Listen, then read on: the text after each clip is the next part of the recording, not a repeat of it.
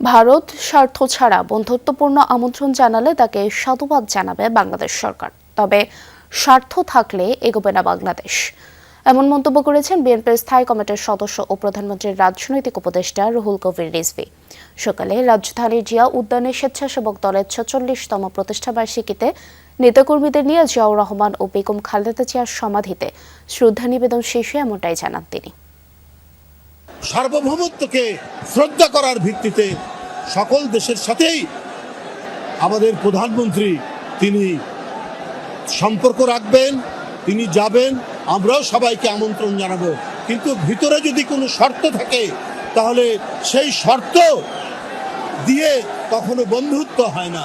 বন্ধুত্ব হবে আমরা প্রত্যেকের স্বাধীনতা এবং সার্বভৌমত্বে বিশ্বাস করব, প্রত্যেকের সার্বভৌমত্বকে সম্মান করব।